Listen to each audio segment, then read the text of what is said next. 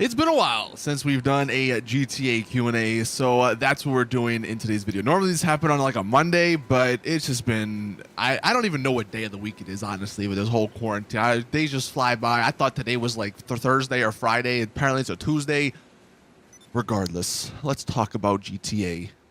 The first question we have from Nuke Boy, he says, would it be worth to complete my last Heist Pacific Standard job this time, or would I be wasting my time because of all the new businesses since then? Wait, bro, the heists are never a waste of time. I mean, well, the first one, like the initial one, but the Pacific Standard, I mean, that's the bank heist. So you at least get like $1 million from that, maybe 1.2. I mean, yeah, it's not the best, but it's a really easy heist to go through, and you know, getting that much money, that's a lot of money to basically just sort of speed through that in about, you know, maybe 10, 15 or so minutes.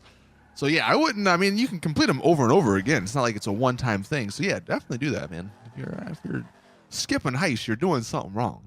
Joss, when do you think we'll start getting more info for the next update, and what do you think it's going to be about? So look, obviously I have no idea, but like I'm not anyone important to know this sort of stuff. But my guess would be maybe in May. I saw a rumor that since E3 obviously is not happening this year, that a lot of the gaming studios are going to be showcasing their next gen titles earlier this year. Normally E3 happens in early June, so earlier I would imagine will be May. And Rockstar for the last couple of years seemingly released GTA Online information around the same sort of time, so I guess people would be talking about Rockstar rather than all these other games. So I could see something like that happening again, and I think if their plans maybe were for like a March DLC or April DLC, they got canceled because of the pandemic going on. It might have bought them a few months to sort of get their act together, get everything they want in order and organized, and then they could release it or announce it again in May. That's my thought. What it's going to be about, I'm not even going to answer that because I have no freaking idea. Pro, what is your favorite thing to do in GTA, or what's your favorite thing to do, and how long have you been playing for? Well, if you've been following me for a while, then I've been from the start, man. Day one, October 1st, 2013. Back when it took a week to even get on to GTA Online because the servers were so broken that first week. It was crazy. What's my favorite thing to do? Honestly, as simple as it is, just to have a relatively fast car and then just drive and try and not like make any mistakes. Try and not to hit other cars or other stuff, you know, and just cruise, sort of relax. I think that's an underrated thing in GTA. Super G-Man, thoughts on crossplay for GTA 6? Now, you would think, because it seems like every game nowadays has crossplay, you would think GTA 6 will inevitably get crossplay. However, I almost don't think it's going to happen, at least not with all three platforms. I think it might happen between Xbox players and PS4 players, but unfortunately, us PC players, just by the nature of PC, I don't think PC is going to get crossplay, simply because of all the cheaters and hackers that are so easily accessible in PC lobbies. I mean, you go into a PC lobby now, it's like someone's a dog, someone's flying a UFO. It's cool to see, don't get me wrong, but I'm sure Rockstar don't want that corrupting the console players. The console players kind of out in their own world, not dealing with all that stuff, while us PC players have to. And so honestly, I as much as I would want it to happen, because it would be awesome for me to be on PC and like you guys to be on Xbox or PS4, and we could all do like a car show or something, right? But I don't think it's going to happen because of the headache those like cheaters and stuff give Rockstar. I mean, yeah, technically Rockstar could just get better anti-cheat stuff, right? You know, but I don't see that really happening. Evan, what type of DLC do you want for the summer update? Well, I guess, you know what? Here, I'll give my answer. I want a Benny's update. Give me Benny's 2.0 and we'll call it a day. Pedro, GTA has gone through many phases during the years, so my question is, if you had the ability to go back through the GTA years, which year would you go back to? Dude, that's such an awesome question. You know what? Usually the question of the day is the last question. This will be the question of the day. Let me know in the comments. What phase would you want to go back to? I mean, because look, it's easy to say, oh, instantly, let's go right back to, you know, the beginning, before all the flying cars and stuff. But if you do that, you got to remember, you don't really have all these businesses. You don't have all these really easy ways to make money. You don't have all these heists, right? GTA was a lot different back then, sure, but that's also a bad thing, right? Because you don't have all that extra stuff. We played contact missions, rooftop rumble. We played that over and over again to lose your freaking mind. Now you have so many ways to make money. And yeah, you also have those flying vehicles and stuff to make the game more annoying, but it's definitely a trade-off. If I had to go back though, it would be, it was a short-lived time, and it is going back in the day, but that like maybe month period where people found a way to do and to have 2 billion with a B dollar bounties. Those were the times. Man, you would change some like server settings in like your Xbox 360 or whatever it was back then, and then you'd have the ability somehow to put a $2.9 billion bounty on someone. Oh my, I cannot tell you how much fun we had back in those public lobbies.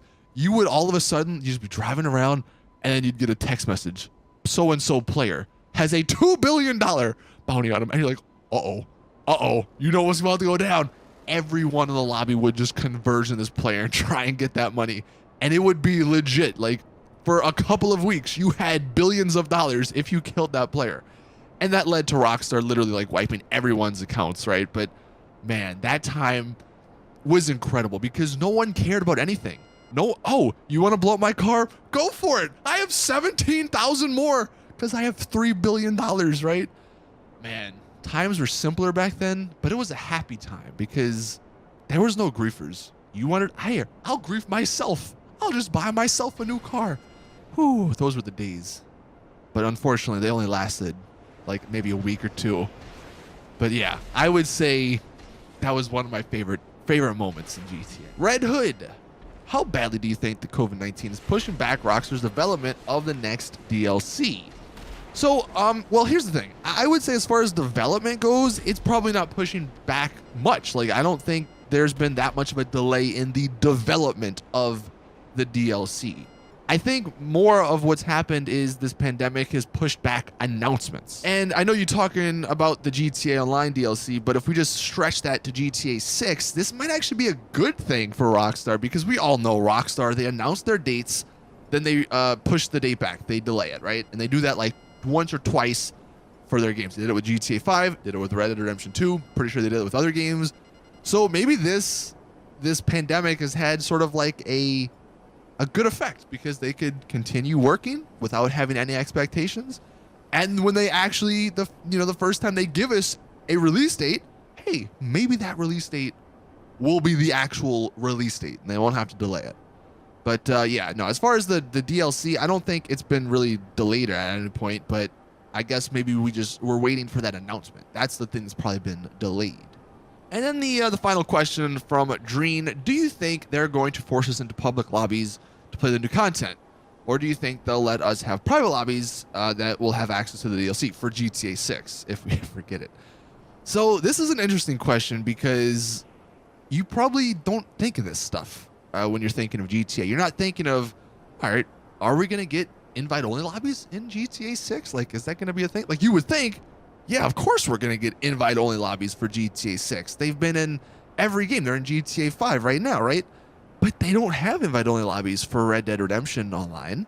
And we all know in GTA Online, you're so limited in invite-only lobbies, it's annoying. So you're sort of forced to plan the public lobbies to do the business missions and stuff and to make money.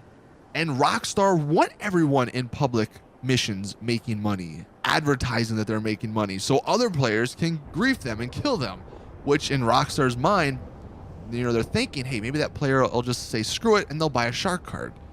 So honestly, it's not too far to say that GTA 6 Online might not have private lobbies, which would be so unfortunate because private lobbies are like a staple. Because if you just want to hang with friends and have car shows, for instance, right? You can't really do that in a public lobby. So much things go wrong in a public lobby when you're trying to do stuff like that. So I don't know. In the comments, of course, let me know what you guys think on this. Like, is that something you're sort of worried about? Because I know I definitely am. Hopefully they don't go that route, the Red Dead Online route, but it wouldn't surprise me considering they haven't done it in that game and that's their most recent one. that is the Q&A though for today, for this week. Thank you all for watching. Thank you all for submitting questions. I'm doing a shark card giveaway. It's been like forever since I've done one of those.